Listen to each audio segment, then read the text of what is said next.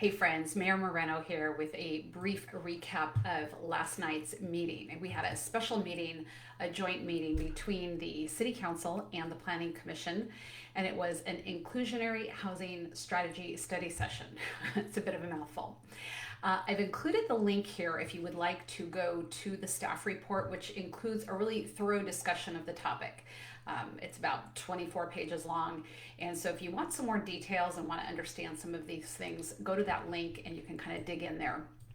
But basically what we were talking about is how do we, we're providing feedback. So there were no decisions made last night, no actions taken, but providing feedback to staff and to the consultant on how are we going to develop affordable housing programs for Atascadero moving forward.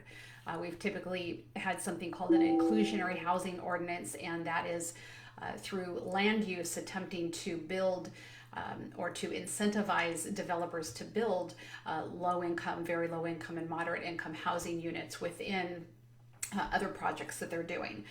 And that's a very small way to describe it, a very brief summary. So again, if you want more detail, go to that report. But basically, there have been so many changes at the state level that the state density bonuses and things that the state offers, that our policy has become almost moot. So we needed to look at how do we help to incentivize, while at the same time we also don't want to make it difficult to build housing, meaning more expensive for everybody. And what we really came down to, one of the things that we're most in favor of, is looking at affordable by design. And so the I think it's called Grand Oaks Paseo, those micro homes that are being built are a perfect example. How do you design something with the materials, the size, other factors? But how do you design something so that it is affordable based upon how you go about doing it, rather than trying to manipulate it with fees or deed restrictions and things like that. We also said to move forward with looking at a potential impact fee on larger homes. It's something that I think all of us could say, okay, we could see a nexus with that. If you have people moving here, we have a lot of people from out of the area moving in nowadays as well, because it's less expensive here than, say, the Bay Area or Southern California, and people are finding this a wonderful place to live, like we all do. And so, of course, we welcome those people. But anybody living in a larger home is likely then having need for people with those lower wage jobs.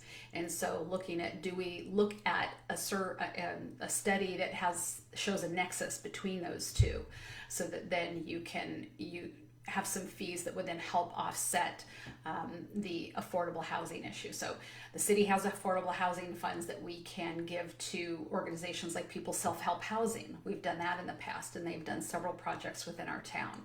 So it's a real challenge. How do you build that low and very low income housing? And sometimes it's for sale, but most often those types of units need to be rental units. I think people in a low and a very low income, it's probably not a benefit to them to be in a house that they own, and then everything else that comes along with that. I think they can start to feel underwater. But we want to find and be able to provide places for them to live. So this is, it's obviously a big nut to crack. It's being talked about all over California and, of course, here in Atascadero. Traditionally, we do really well with housing. Paso probably does best in the county, and I would say we do second best. And what do I mean by that? Well, the state every year gives us a regional housing needs allocation to the county. It says, hey, County of San Luis Obispo, and we're right now in our sixth cycle. So our sixth cycle goes from January of this year until December of 2028. And the state says, San Luis Obispo, you need to build, it's like 10,600, or you need to allocate, you need to make space for another 10,000, almost 11,000 housing units. And they are divided between the very low, moderate, and above moderate income levels. Then at a county level, we go and we say, okay, each of the cities in the county, what are you going to be responsible for? So in Atascadero, that's 843. So we have to allocate that out, meaning make space for it. We need to make sure our zoning is appropriate, that could be built by the private industry. Ideally then, you want to see the private industry come in and build those units. Currently, the state doesn't require that we do that, which is a good thing because we don't control the private industry.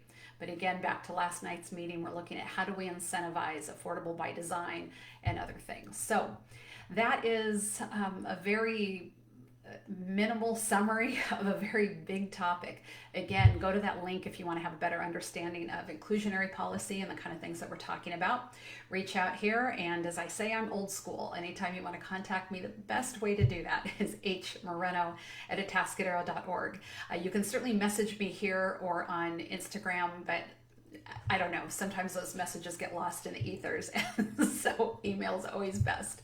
Anyway, I hope you are enjoying a sunny day today, and hit our downtown. Shops, restaurants are open. Let's support our downtown and all of our businesses throughout Atascadero.